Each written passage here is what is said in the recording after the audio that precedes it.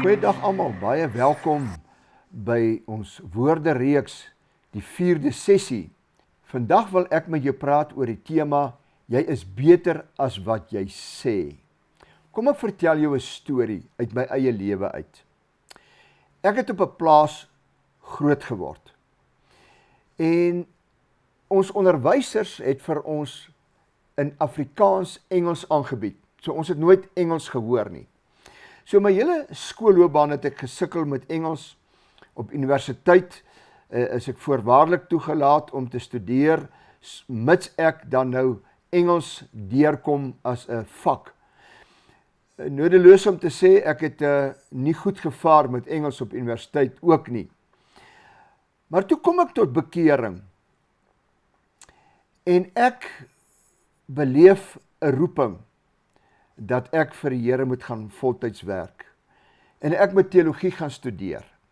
En in die proses van teologie moet jy Grieks en Hebreëus studeer. En daar was 'n stuk vrees by my, want ek het geglo dat ek is eintlik baie swak in tale.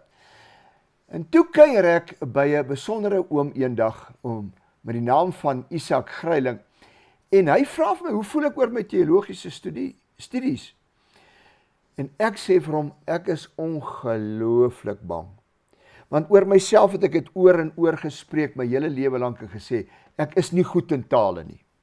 Hy vra toe vir my, Dani, wat was jou sterk vak op skool?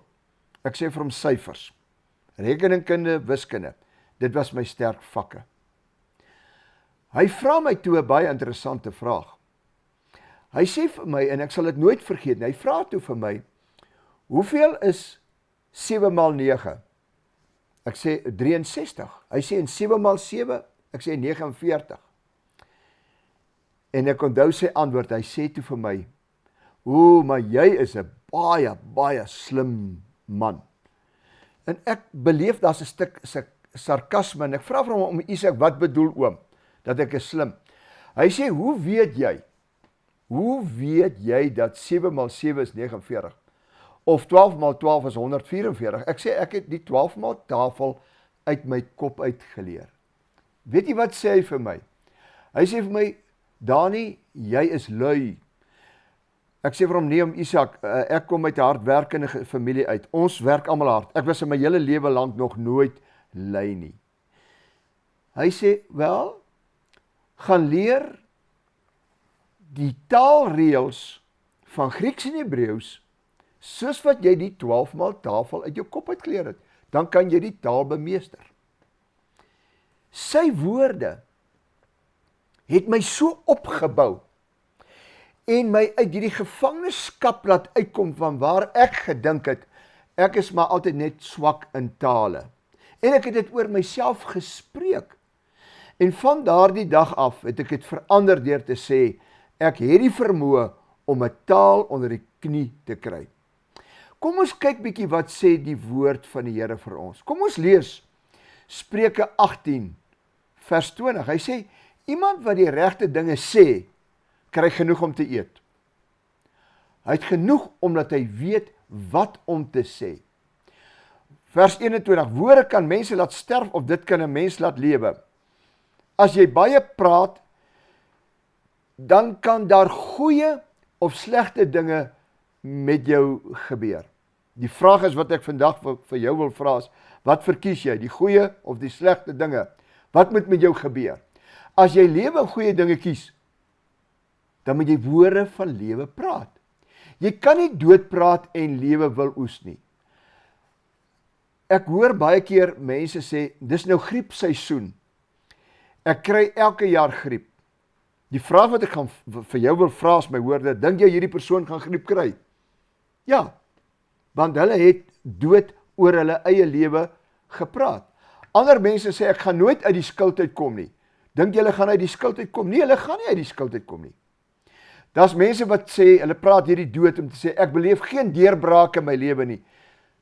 Gaan jy verwonderd wees as daar nie deurbraak in 'n lewe is nie? Nee, jy gaan nie, want dis wat hulle gespreek het. Ek het eendag gehoor 'n vrou sê, ek is maar net 'n plain Jane. En ek het haar so op en af gekyk en gedink, maar jy's eintlik 'n baie mooi vrou. Jy's 'n intelligente vrou. Hoekom spreek jy oor jouself dood? Jy dink so min van jouself. Jy praat negatief oor jouself.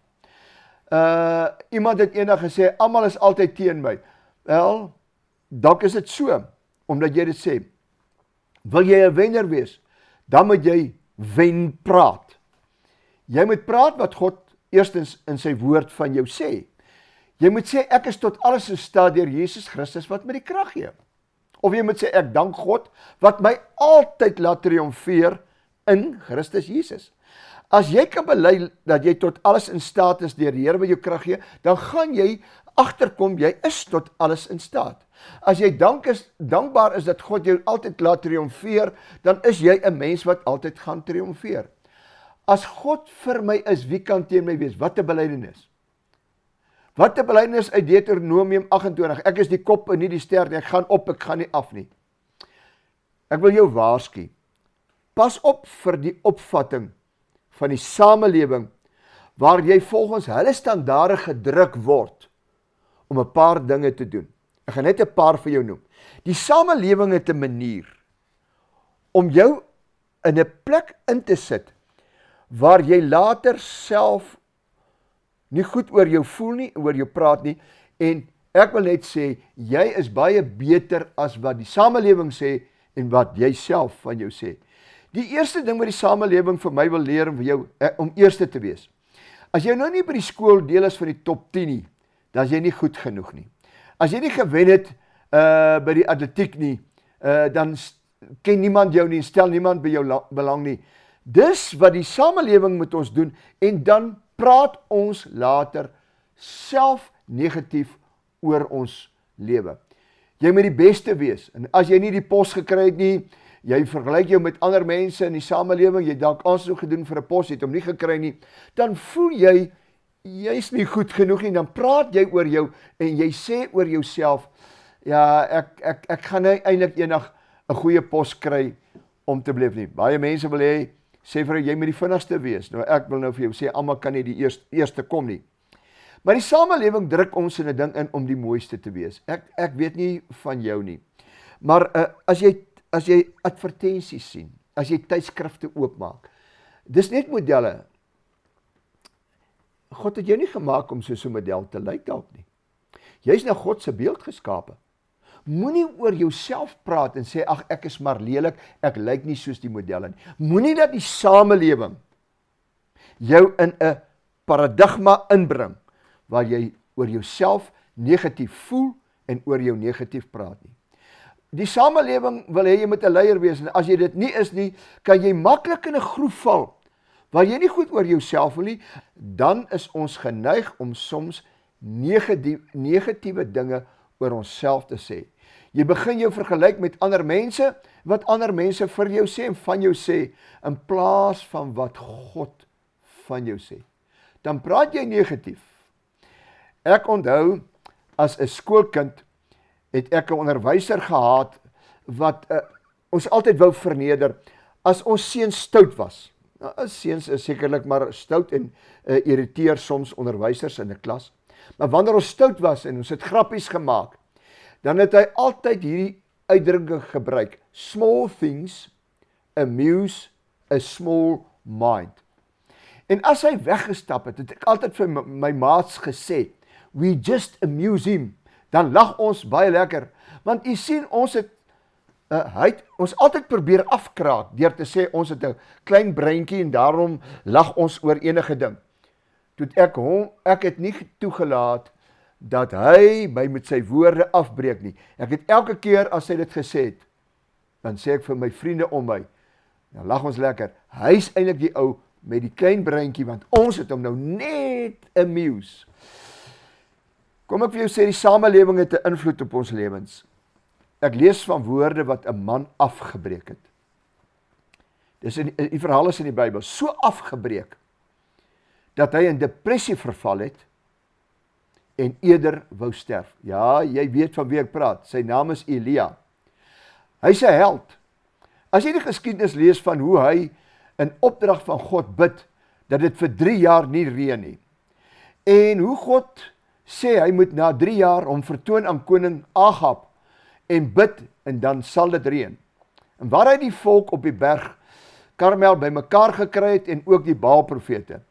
En dan is hy en die Baalprofete daar besig om te bid. Die Baalprofete se God antwoord hulle nie, want hy sê hulle moet nou kies wie wil hulle volg, Baal of die God wat hy dien.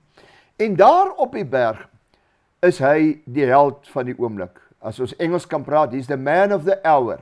En hier op Karmelberg antwoord God met vuur op sy gebed. En hy laat die Baalprofete doodmaak. Toe gebeur daar iets. Ek lees dit in 1 Konings 19 vers 1.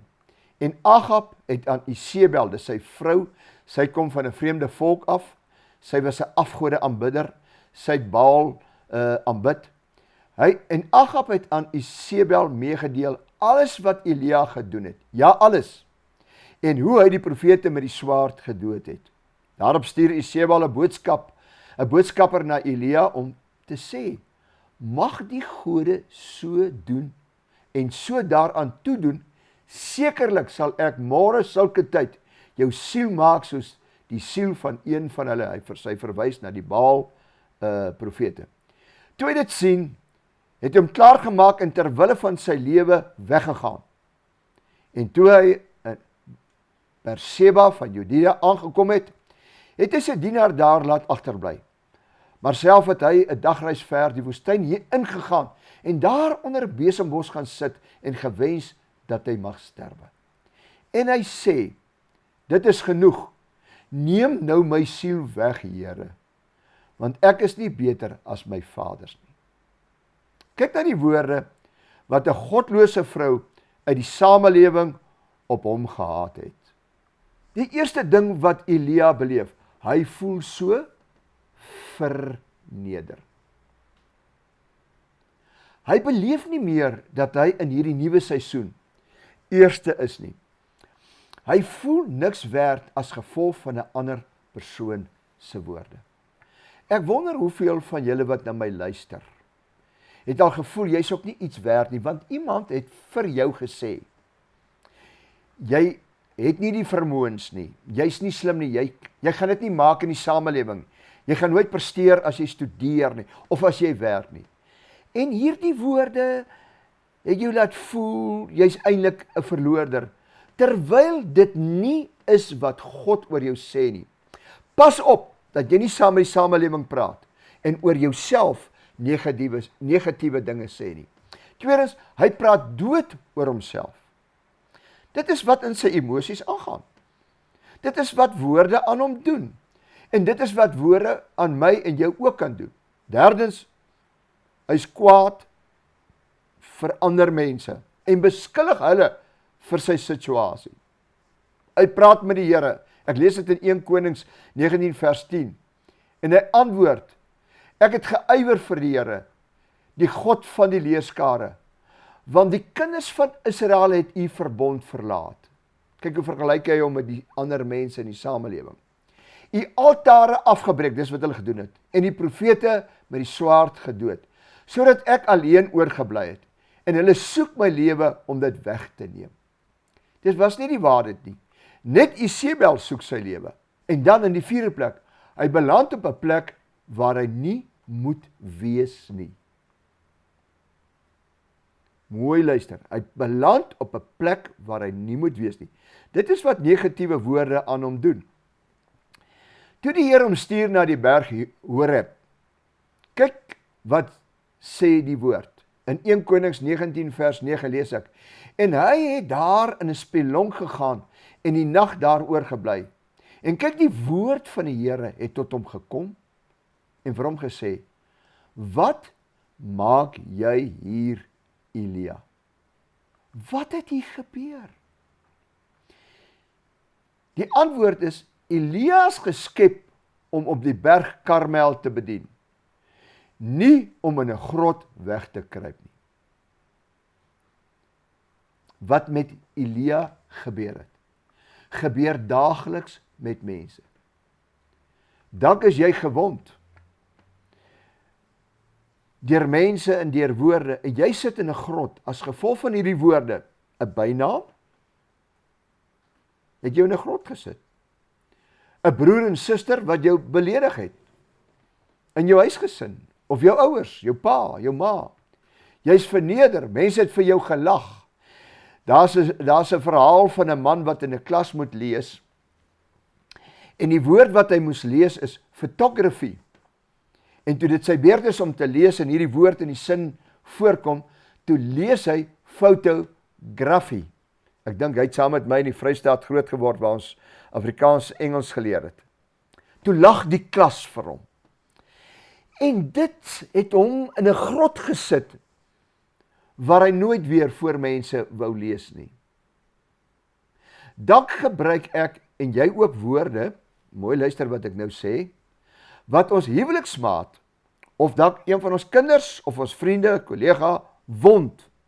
En dit stuur hulle in grotte, waar hulle wegkruip, in plaas van om op die berge van die lewe te leef, en vanuit die bergposisie te heers en te bedien. Moenie dood oor jouself bely nie, of oor mense om jou nie. Bely die woord van God. Jy is baie beter as wat jy dink of in jouself soms sê. Ek pleit weer by jou. Moenie negatief oor jou praat nie. Woorde het negatiewe gevolge, dood, of positiewe gevolge.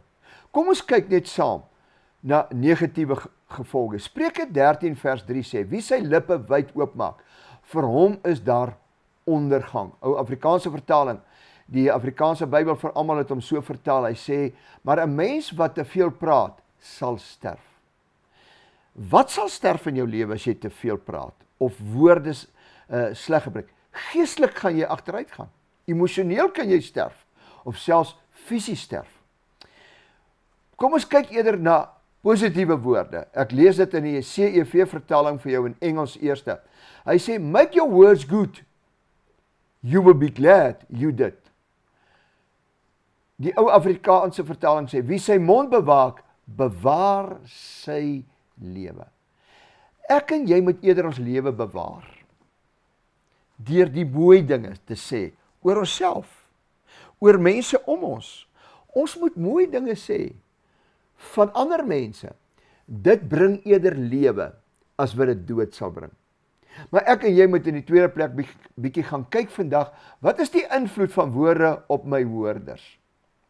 Spreuke 18:21 wat ons al oor en oor na gekyk het, is ons kernteks. Hy sê, dood en lewe is in die mag van die tong. Elkeen wat dit graag gebruik, sal die vrug daarvan moet eet. Spreuke 18:21 in die Engelse vertaling, Today's Living Bible sê, those who love to talk will suffer the consequences.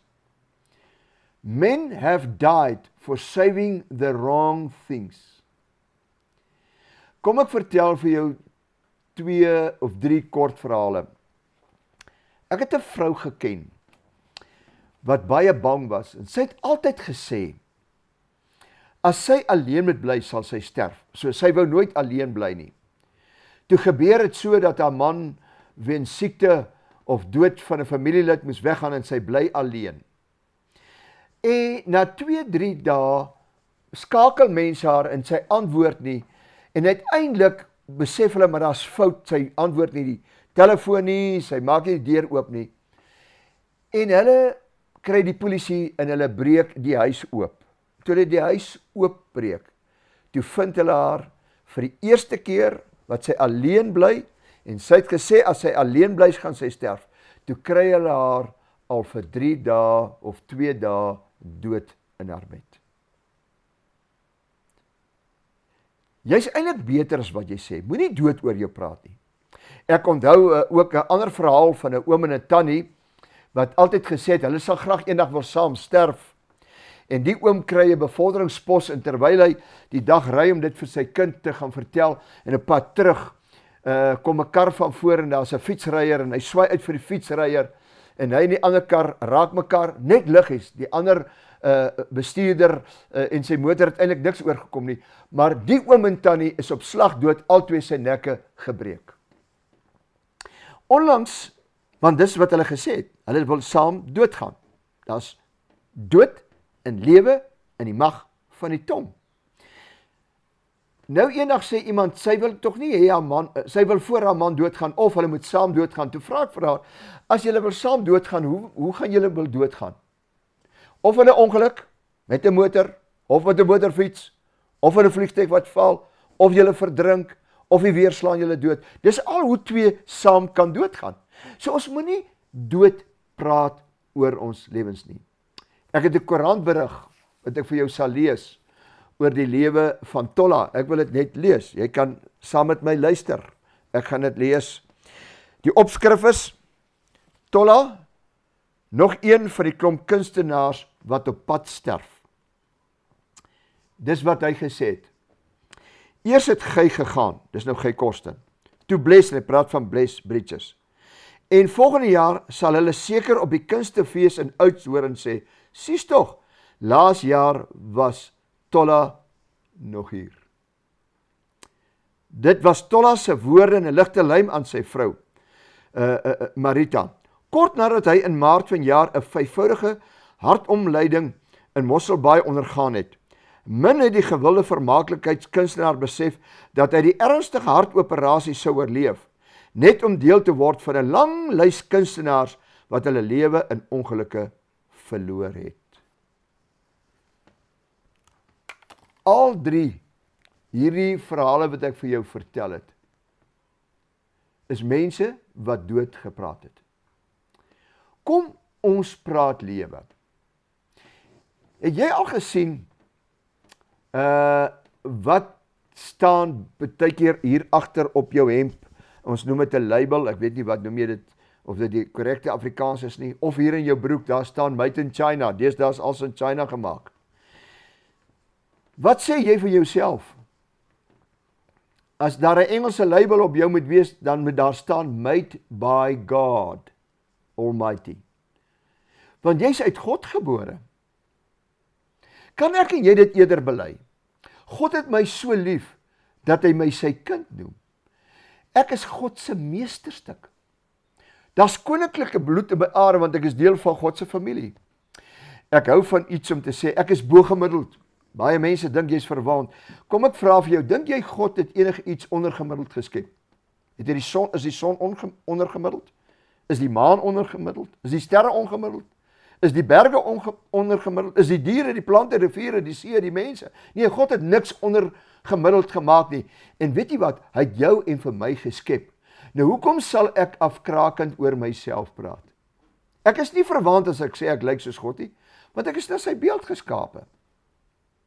My toekoms is verseker, want hy het voor my geboorte al die dae van my lewe klaar opgeskryf. Ek lees dit in Psalm 139. Hy het my wonderbaarlik, sê die psalmskrywer Dawid, in my moederskoot geweef. Hy het my wonderlik gemaak.